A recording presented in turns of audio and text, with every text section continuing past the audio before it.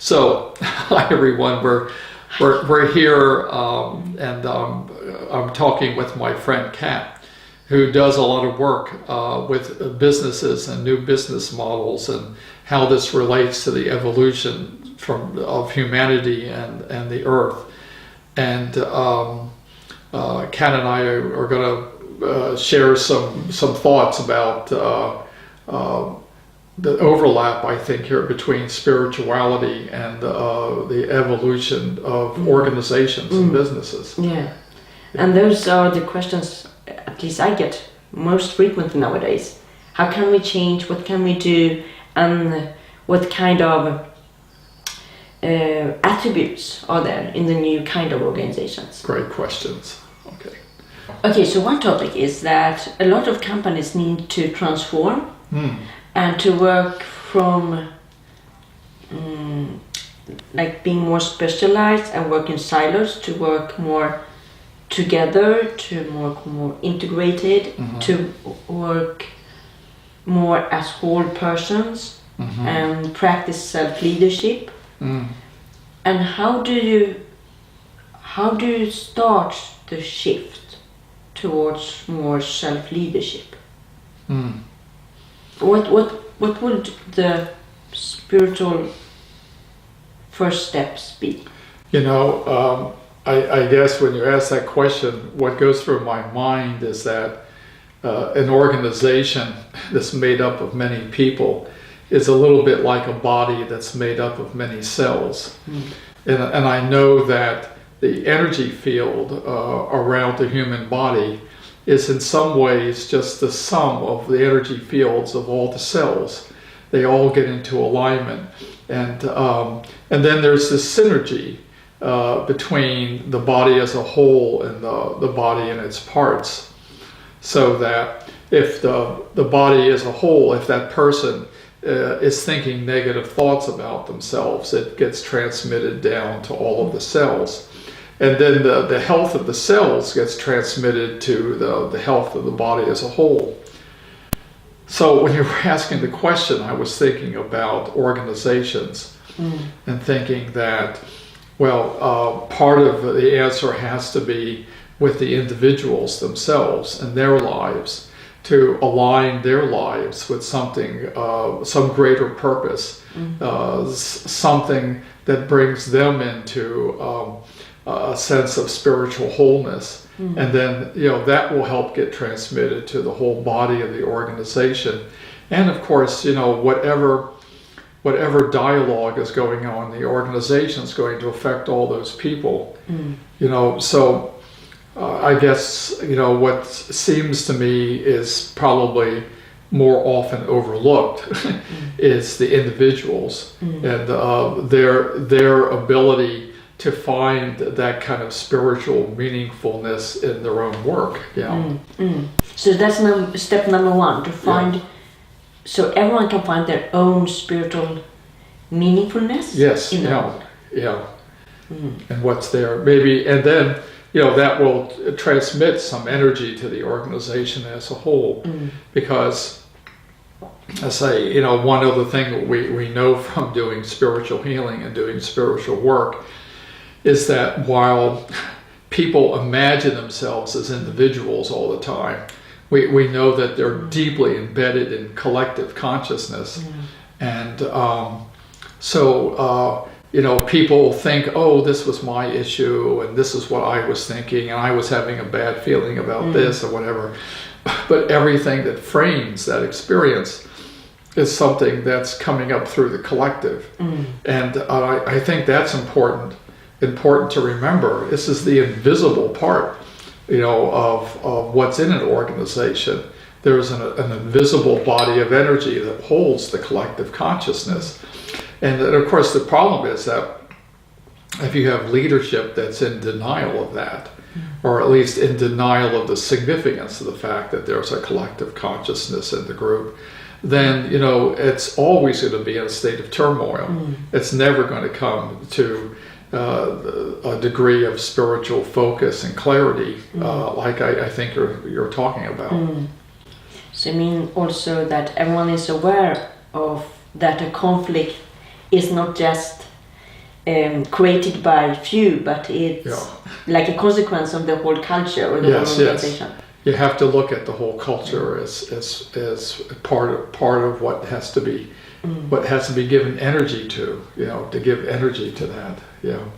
I mean, maybe the common way of thinking is that if it's sort of like ordinary medicine, if you have a problem in the body as a whole, then maybe you go in and with surgery and cut out a few cells, so we get rid of these people, Exactly. that's going to fix this. And you say, well, maybe that's a short-sighted idea. That's a really good analogy. Yeah. Okay, so what would be step number 2? If you have a meaningful vision and you know for yourself why you are there in the organization and how you contribute, what would be the next step? I think the next step is connecting to something larger than the organization. There has to be a broader context. It can't be just about the organization or just about the individuals. It has to be, for this day and age that we're living in now, it has to be something global. It has to be about humanity's evolution. It has to be about the Earth's evolution, because that's the big wave. If you think of evolution as like a wave, or many waves that are sort of out there in the sea of possibilities, there is this very big wave, which is the overall evolution of humanity and consciousness. And there's huge potential to be able to catch that wave and ride that wave and let it take you to a new location. Otherwise, you're riding little waves, and maybe a lot of those little waves are going in the wrong direction, and they're not going to take you to a new location. So leaders who have deep wisdom, sort of understand this. They look out the world and they see all the changes that are going on, and they have the potential to understand that they have a relationship to something much bigger than themselves. And that seems like a very important thing. And that takes wisdom. And I would also say that it's something that I see that more and more companies start to understand, that they need to have another kind of vision. Yeah. Because before, the visions were like, I want to be biggest in this field, or I want to earn most money, or something like that. And nowadays the vision is, how would you like the world to be? What's your your like ideal picture of a word? And then the mission is, how will you contribute to that vision? Yeah. So I think that's what you are talking about, that it's important that you have a vision outside your own company, outside your organization. And that describes like a better situation, a better world, or something that you want to contribute to. Well, let's take one specific aspect of things, because we're coming out of a period of time in which there has been, in the collective consciousness, some shared thinking about the nature of business. And a lot of this thinking has been focused around bringing profits to the shareholders, and it's been divorced from any sense of responsibility to society as a whole. And if we approach that as healers, we'd have to say, that that kind of mentality manifested at a group level like that is kind of like an individual who's a sociopath. The idea is doing things that have no impact on other people. So we've had a kind of a sociopathic model of business that we've been living with for some decades now. And of course the consequence of living in a collective sociopathic mentality is that people have gotten disenfranchised, people have been hurt and damaged, the earth has been hurt and damaged. We've turned the earth into things. We've turned it into commodities. And at the worst levels, we've turned people, human beings, into commodities. And this is the fundamental mentality that we have to replace with something new, something which is connected, something which is feeling, something which is honoring. Because, say, this is where we really want to be as human beings. We want to be in a place of being connected and having feeling. And we've been living through this strange nightmare of being disconnected and ignoring the impact of what happens on ordinary people. And the consequences, have been the creating a nightmare that we're living in. So now's the time to wake up. Because you see a lot of people are stressed nowadays in organizations. Yeah. They don't feel aligned with the organization's mission. And above all, enormous amount of stress. Yeah, and a tremendous stress, because people are embedded in a system that says that you're disconnecting your feelings from the consequences of what you're doing. You're supposed to disconnect and to deal with things in a way that's only mental and ignore your feelings. Well, that produces really damaged and injured people. Yeah. So if you are one of those employees and you have a strong vision, a mission, what more can you do to start to transform your own organization? Yeah, I think that this is no simple task, because you're talking about shifting collective consciousness. Yes. And so what do we know about shifting collective consciousness?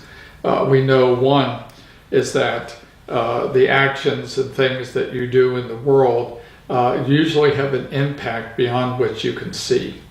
So if you as an individual live and act in a way that's in alignment with your values and your deeper wisdom, it might be the case that you don't see what that's doing immediately. A lot of times you're doing things that don't seem to win or have the impact that you hope, but you're putting that idea into the collective consciousness of the group. And the more energy is given in the collective consciousness to the alternative way of thinking, what happens is that the whole begins to shift. If you want to heal the organization, you start by healing yourself, and then you act from that place of being healed in yourself. And maybe that inspires someone else, and it will slowly change the collective consciousness, because you're bringing into the organization something which is incompatible with the old paradigm. So in the language that I like to use, this is a bubble. The collective consciousness around an organization, its model of how it thinks about itself, how it narrows the world down to whatever are the issues, and thinking about it in a certain way, that's a bubble of a limited reality. It's like many limited realities we live in. But if you introduce into that bubble something that's incompatible with that view, what happens is some chemistry starts unfolding where what's inside this bubble just can't be held together anymore. That these things require some resolution. You've got a this and a that, and they don't belong together. And the bubble says, well, I can't do this anymore. The bubble's going to break. When the bubble breaks, what you find is generally that you're in a different place with a different point of view, that suddenly the reality around you isn't what you thought it was. All those things that seemed so important and held you back, suddenly that doesn't seem to be the issue anymore. There's something new. So I think as you describe, when you have an organization that's maybe stuck in old patterns, and that they've got their bubble. Inside that bubble, they can justify what they are. Everything makes sense from a certain point of view. But when you introduce something from the outside, an incompatible perspective, and that begins to break down, it opens up to a world view then that's shifted into a different place. Maybe this is now a world view in which the the survival and the profits of the organization aren't the most important value. There's another value there, and it causes you to completely rethink what you thought reality was. You know, so that's the process we're in. You know, all of these things are examples of breaking bubbles in everyday life. And I think it's so important for people to know, because there are a lot of us that struggle in all organizations and that don't really feel that they can contribute to the change. Yeah, but you know, what do we know for sure? We know that change is always happening. You know, and I think from the standpoint of looking at how individuals grow and change and thinking, well, that's a good model for how organizations work. You know that we as individuals, I would say, are creator beings. We have this capacity to create new possibilities, you know, and we are doing it all the time. It's what human beings do. We're creating new ideas, we're creating new solutions, we're creating. And part of how we do that is that there is in the universe this energy of unfolding creation that's always around us. You know, to me, it's like a wave that's breaking over us all the time. Always this new energy of something, you know, something is unfolding. That gives us power as creator beings to give shape to the world. And the truth of it is, whether we're conscious of being creator beings or not, whether we think we're helping to facilitate change or not, all the time we are. So you're still creating. Yeah, just even if you think you're resisting change, you know, you're investing your creativity in how you're going to resist change. You know, we're all affecting the wave of unfolding creativity, the unfolding change. We're all affecting it all the time. This is the reality, you know, and so to wake up to that reality and say, oh my God, you know, this is what's going on, and this is what's going on in the world around us all the time. Just look around you, and you can see it, and we're giving shape to it. But whatever shape we think we're giving, that's what we're doing, whether we're resisting it or working with it. But we have the power to work with it. We have the power, when we certainly become conscious of it, that as creator beings, that this wave of the energy of unfolding creation is there as a fundamental aspect of living. Then of course we're creating a new world all the time. We're always doing it. And so even if we don't feel that, even if we feel powerless, yes, we are still creating. Yes, you're still creating. If you invest energy in feeling powerless, you are creating the box in which you see yourself as being. You know, if you think so that you see you're yourself stuck, being without power. you see yourself being without power. You're creating that. This is the true reality. If you think that you're in limitation, you create the limitation. So if this is the deep reality, then doesn't it tell us that we should let go and align ourselves with this wave of unfolding energy and move with it and use it, because it's ours, you know, to use. It's given to us to be able to do this.